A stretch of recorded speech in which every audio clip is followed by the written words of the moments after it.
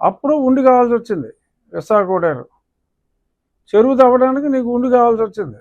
విశాఖోడేరు అక్కడ ఉన్న వాళ్ళకి నీళ్ళు ఇవ్వకూడదని చెప్పి మరి ఇంత నీచంగా, అంటే మంచినీటి దగ్గర కూడా రాజకీయం చేస్తున్న, సరే లెక్కరు చెత్త లెక్కరు ఇచ్చారు, కొన్ని లక్షల కుటుంబాలు నాశనం అయిపోయినాయి, అదేదో జరుగుతుంది అనుకోండి. అది వరుసగా రోజుకి ఒకటి దొరుకుతున్నాడు, త్వరలో మరి ఇంకెవరు దొరుకుతారో అవన్నీ సపరేట్ ఆస్పెక్ట్స్. కనీసం మంచినీళ్ళ విషయంలో కూడా ఇంత దరిద్రంగా అక్కడ ఉన్న మంచినీరు క్వాలిటీ ఆ కాలనీకి ఇచ్చేది ఇది ప్రస్తుతం వచ్చేది. ఆ కాలనీ వాసులు మరి వచ్చి మొరపెట్టుకుంటే మాకు మంచినీళ్ళే లేవు అని మొరపెట్టుకుంటే టెంపరీగా ఆ విశాఖోడేరు నుంచి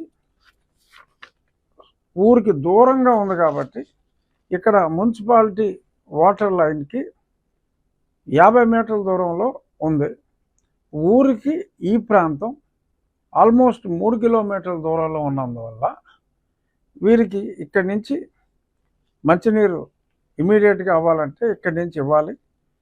ఎందుకంటే భీమవరానికి వచ్చే మంచినీళ్ళు ట్యాంకే అక్కడ ఉంది కాబట్టి నేను అధికారులతో మాట్లాడి అక్కడ ఆ నీరు వాడిన వాళ్ళకి ఎంతోమందికి వాళ్ళ ఒళ్ళంతా ఎలా అయితే నీటి ఖర్చుకి తాగడానికి ఎలాగో నీళ్లు కొనుక్కోవాలి, ఇంట్లో ఏం ప్యూరిఫైర్లు పెట్టినా అవ్వట్లేదు.